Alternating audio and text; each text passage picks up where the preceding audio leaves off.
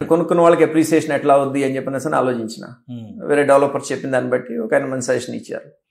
ఏమన్నారనంటే ఎప్పుడు లైవ్లీగా ఉండాలి మీరు చేసిన ప్రాజెక్ట్, అప్పుడే అప్రిసియేషన్ ఎక్కువ ఉంటుంది కొనుక్కున్న కస్టమర్. లైవ్లీగా ఉండాలంటే ఏం చేయాలంటే కొన్ని విలాస్ కట్టాలి.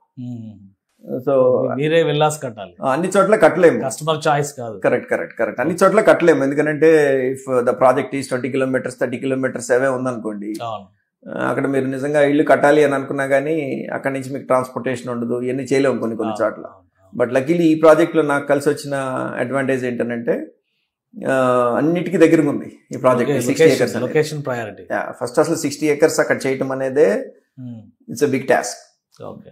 సో నేను వచ్చిన తర్వాత టోటల్ ల్యాండ్స్కేప్ చుట్టుపక్కలంతా మారిపోయింది ఇక్కడ, ఈ ప్రాజెక్ట్ చుట్టుపక్కలంతా కూడా. నెక్స్ట్ నేను అనుకున్న విజన్ అంతా కూడాను దాంట్లో 100% తీసుకురావాలి, ఇంక్లూడింగ్ విలాస్. నేను 20 విలాస్ నేను కడతానని నేను అనౌన్స్ చేసినాను. జస్ట్ సో దట్ కొనుక్కున్న వాళ్ళకి ఏంటంటే కనీసం 30% 40% మినిమం నా ప్రాజెక్ట్ అయ్యేలోపు అప్రిసియేషన్ రావాలి వాళ్ళు పెట్టిన ప్రతి రూపాయికి. విలాస్ కట్టి లైవ్లీగా పెడితేనే దానికి వాల్యూ వస్తుంది కొనుక్కున్న కస్టమర్కి అనే ఉద్దేశంతో 2 years మెయింటెనెన్స్ మొత్తం నేను పెట్టుకున్నా. ఈ ప్రాజెక్ట్ మెయింటెనెన్స్ మొత్తం ఈ ఫెసిలిటీస్ ఇవ్వటమే కాకుండా ప్లస్ 3 years అక్కడి నుంచి 3 yearsకి కస్టమర్కి నా దగ్గర కొనుక్కోవాలి అని అంటే ముందుగానే ఆ 3 years కూడా మెయింటెనెన్స్కి మీరు ఫీజు పే చేయాలి అని చెప్పి ఆ 3 years మెయింటెనెన్స్ డబ్బులు కూడా ముందుగానే తీసుకొని ఆ maintaining that maintenance account, so that 5 ఏళ్ళు మీకు కంప్లీట్ గా ప్రాజెక్ట్ లైవ్లీగా ఉండాలి. ఉంటే కొనుక్కున్న వాళ్ళకి కూడా అప్రిషియేట్ అవుతుంది ప్రాజెక్ట్. ఇప్పుడు లొకేషన్ మీరు అసలు ఎలా చూస్ చేసుకున్నారు? అది అక్కడ నుంచి ఏమన్నా ఆఫర్ వచ్చిందా, లేదా మీరు ఈ ఏరియా అయితేనే బెస్ట్ అని చెప్పని డిసైడ్ అయ్యారు? ఎందుకంటే ఆ పాయింట్ చాలా ఇంట్రెస్టింగ్ జోన్ అది. అదే కాజా టోల్ గేట్ కి పక్కనే చాలా దగ్గర, మోస్ట్ హ్యాపెనింగ్ ప్లేస్ అది ఫ్యూచర్ లో. చాలా ప్రాజెక్టులు కూడా అక్కడ దగ్గరలో వస్తున్నాయి. ఆ లొకేషన్ ఎలా చూస్ చేసుకున్నారు? సో నాకు ఆ లొకేషన్ ఎందుకు చూస్ చేసుకున్నాను అని అంటే కనుక that is the most happening location after the capital.